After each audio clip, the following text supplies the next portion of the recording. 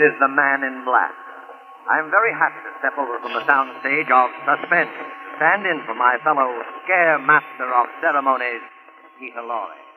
Mr. Lorre had to attend a special conclave of the International Association of Witches, Goons, and Creeps, of which he is a charter member.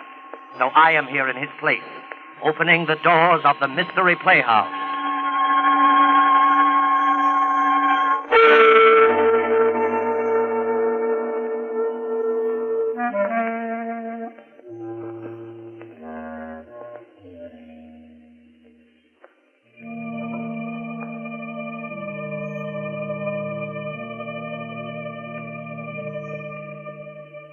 Tonight, the Mystery Playhouse has been fortunate enough to secure the services of that light-hearted raconteur of murder, horror, and the supernatural, the laughing boy of the inner sanctum, Raymond.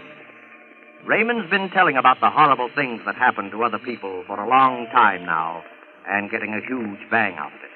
But tonight the tables are turned, and he finds himself on the receiving end, which seems like poetic justice indeed. I think it might prove interesting to find out how Raymond's much vaunted sense of humor survives the acid test. So follow me to the home of the squeaking door, little house of 1,000 horrors, the inner sanctum.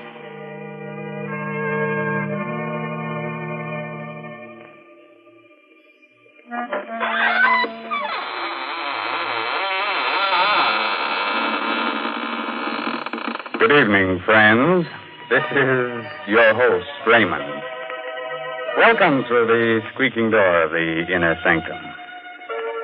For those of you who write in to find out why our door squeaks so much, I guess now is good time as any to explain that the hinges are rusty with dried blood. Through that door pass the most beautiful ghouls in the world. Won't you come in?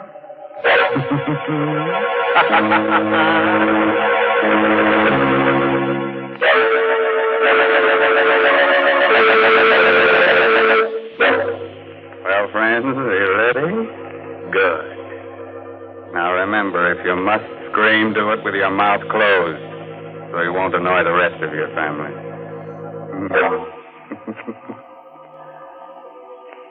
You know, you don't need dark old houses or murky graveyards to feel the chilly presence of beings from the other world.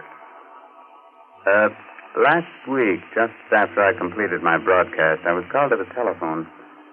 And I picked up the receiver. I heard... Hello, is that you, Raymond? Yes. Are you going to be at home tonight? Yes, why do you ask? Because I'm going to drop by. Something I want to ask you about. Try to be alone. Who are you? Don't you remember me? Well, the voice is familiar, but I can't quite place it. I'm Gideon Blake. I'll see you later, Ray. Goodbye. Now, there's nothing unusual about a call like that, except one thing. 10 years ago, my friend Gideon Blake was killed.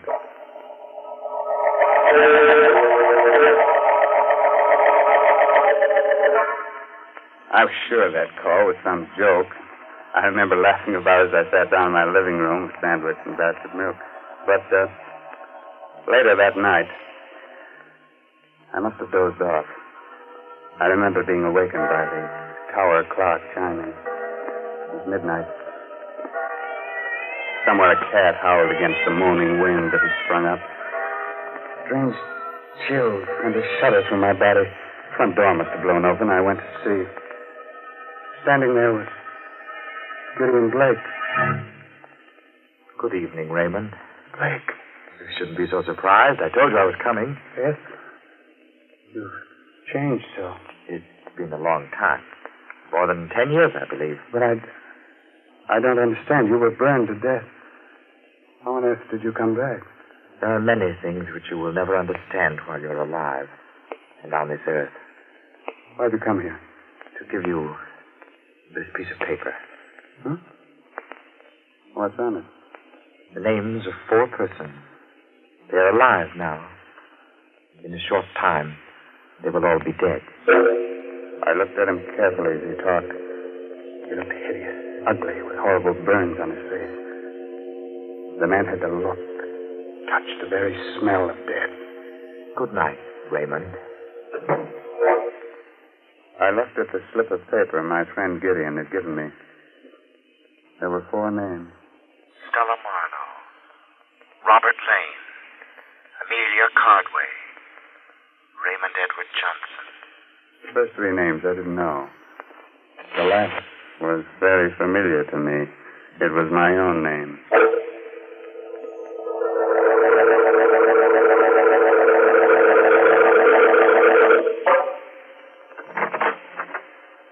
Oh, hello, Raymond. Sit down. Thanks, Inspector Dorr. Cigar? No, thanks. What about that piece of paper I gave you? How'd you get it? I told you. Look, I'm a cop, Raymond. When I believe a story like that one, you can call the little men in the white coat. Oh. No, I'm sorry I bothered you, Inspector. Let's forget it. I can't forget it. Why? Because Blake wrote that note. Are you sure? We checked the handwriting. It's his. So are the fingerprints we found on it. How do you figure it? I don't yet. I am waiting for you I to told tell you me. everything. Hey, wait a minute. Maybe Blake's really alive. He got burned to death 10 years ago. Are you sure? Positive. We checked every angle of his death at that time because we thought he might have been murdered. Murdered? I never heard about that. Oh, Blake was with the department, you remember, working on a homicide case. The Laura Wilcox case, you remember? Oh, vaguely. We figured someone might have polished him off, but nobody did. It was an accident. Was this Wilcox murder ever solved? Well, no. Maybe those names I gave you have something to do with the Wilcox case. Why don't you check them? I did. None of your names figure. These people never heard of the Wilcox murder. Hey, Inspector, Yeah, what do you want, Gibson? weren't you interested in some information about a dame named Stella Marlowe? Yeah. She was the first name on that list you gave me, Ray. What about her? I just came through on the ticker. Stella Marlowe was found dead. Murdered.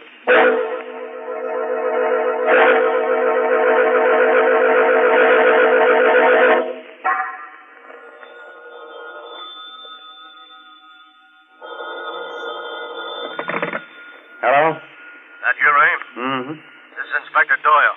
We're trying to get you all day. Oh, I just got in. I've been down to the police library setting the file on the Wilcox case. All right, forget about that. Now listen, I want you to lock your door and all the windows. I'm sending down a red-headed cop to guard you. What? Don't let any dark-haired guy into your house, even if he's your own best friend. What's this all about? We're dealing with a homicidal maniac. The body of Stella Marlowe was dismembered. Remember? Tell my man to call me at headquarters when he arrives. Goodbye. Goodbye. Just after I hung up the phone, I noticed a little black box on the living room table. How it got there, I don't know, because my house was locked all day. I undid the black ribbon, opened it. What I saw inside fascinated and horrified me. It was a human hand. Suddenly a thought clicked in my mind. I recognized something on the hand.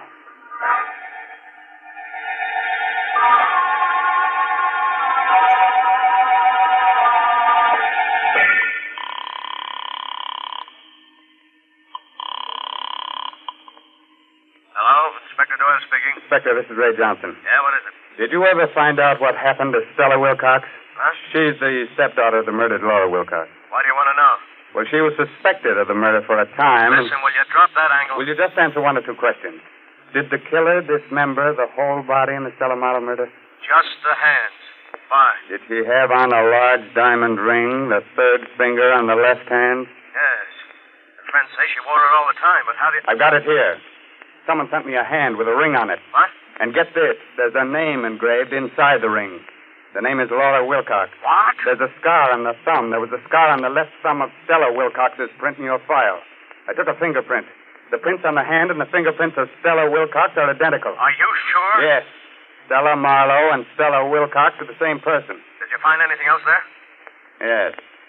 Black hair on the fingernails. I'm coming down to your place as fast as I can get there. Goodbye. Goodbye. The front door slammed a second after I hung up.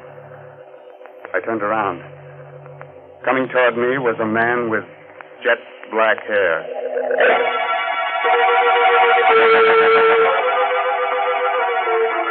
You know, I can face sudden, horrible death when it happens to other people, but when it happened to me, Well, the man with the jet black hair looked quietly at me and said, I'm Robert Lane. You're Raymond Edward Johnson, I believe? yes. Inspector Doyle spoke to me about you. Can I sit down? What do you make of all this? I don't know what to make of it. You heard what happened to Stella Marlowe? Yes. Did you know that's not her real name? Yes, she was the stepdaughter of Laura Wilcox, but how do you know? I think I know more about this than you imagine. Is your name really Robert Lane? Why? There was a chauffeur in the Wilcox home, a man named Lowry. I wonder... There's no harm in telling you now.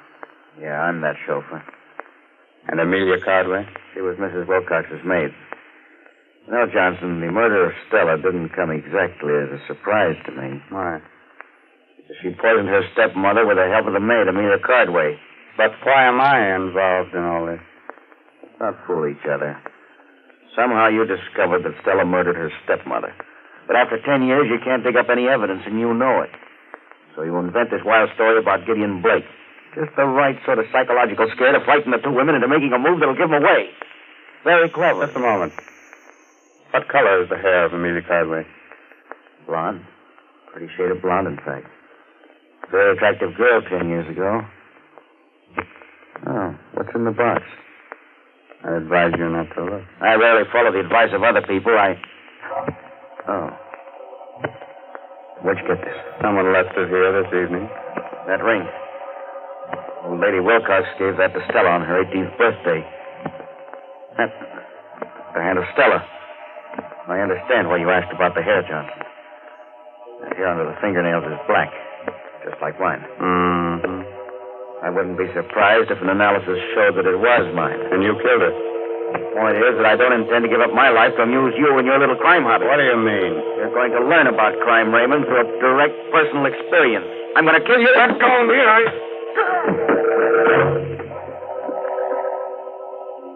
He was a powerful man. His blow dazed me. I struck my head against the furniture. I lay down on the floor dazed. Like a slow-motion picture, I saw Lane approach and lean over me. A long knife in his hand. You didn't expect to stir up this hornet's nest, did you? Crime and murder is very amusing, isn't it? Well, you'll find out just how funny it is. I saw him raise his arm. I was powerless. He was driving the knife down. Suddenly... Let go. Grab my hand. I did. Gideon Blake. Yes. I heard him scream. Somewhere the door slammed, and I blacked out.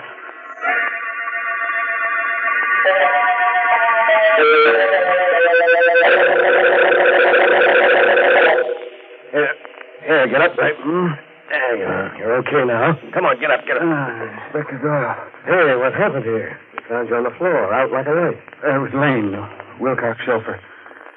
He tried to kill me. Lane? Lane's dead. There's the body. Huh? Did you kill him, Ray? No. Where does Amelia Cardway live? A few miles from here. Why? We've got to get over there right away. She killed the old lady, and she might have killed Stella, too.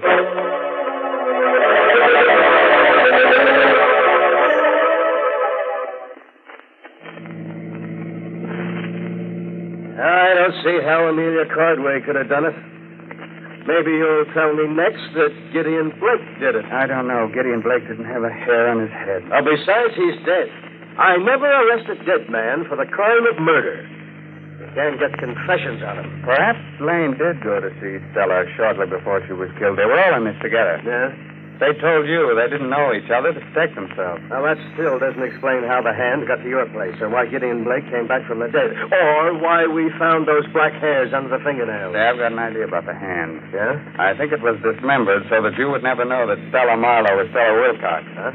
She changed her appearance, but she couldn't change her fingerprints. Well, then who left it at your place, and why?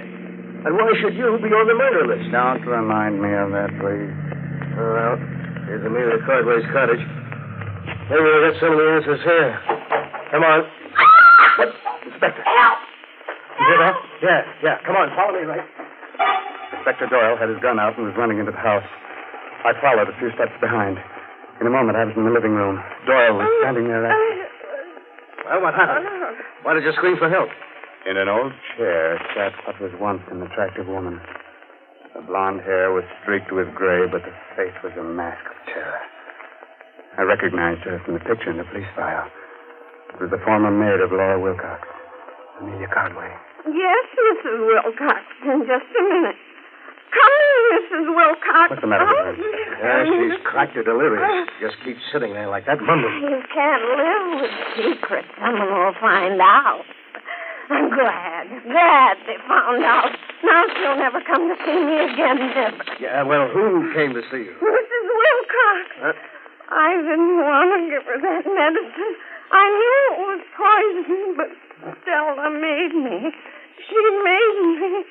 And so did he, the chauffeur. Getting out of the chair, Inspector. Look, there's a knife in her back. Miss Cardway. There she is, at the top of the stairs. Mrs. Wilcox. Where? At the top of the stairs, Inspector. Look, it's Laura Wilcox. I'll tell everything, Mrs. Wilcox. We were all in on it together. Stella, the chauffeur, and me. I didn't want to do it. Forgive me for... I'm going upstairs. You look after Ray. The moment he reached the bottom steps, Mrs. Wilcox disappeared. I stooped over the Cardway woman. She was dead. A burst of pistol fire came from the upstairs part of the house.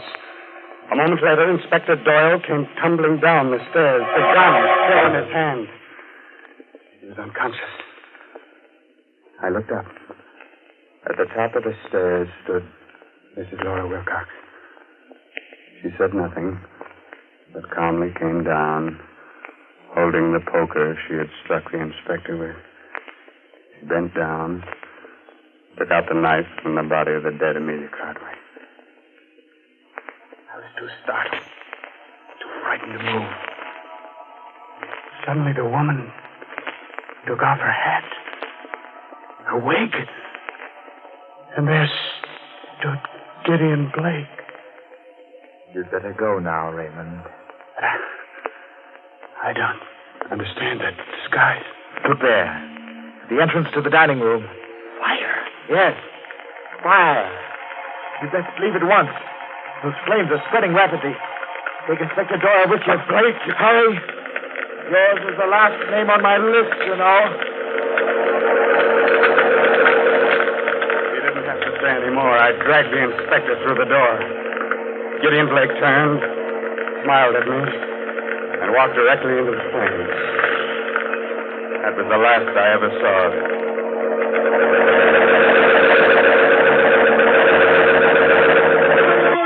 I found the missing pieces of the jigsaw puzzle. Hmm? Laura Wilcox was a twin sister of Gideon Blake.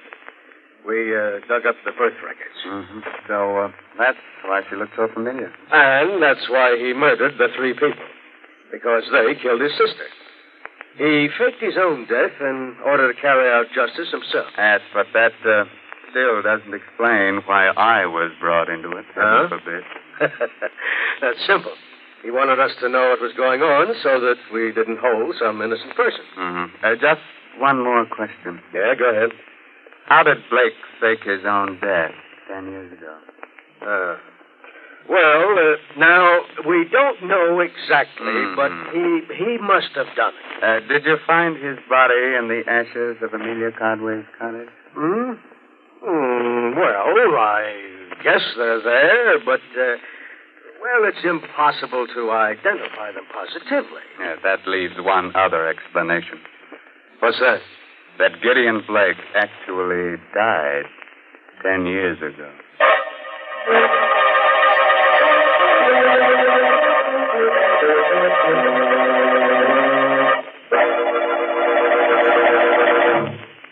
A word of advice, naturally. When you get killed, don't let your murderer slice your hands off. Because then you can never put the finger on it. Good night. Pleasant dreams.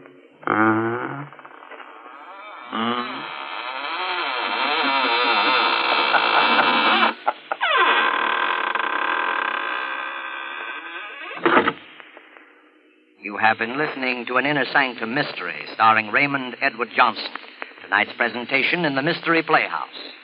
At this point in our program, Peter Lorre tells me we usually go to the green room for a preview performance of our next Mystery Playhouse attraction.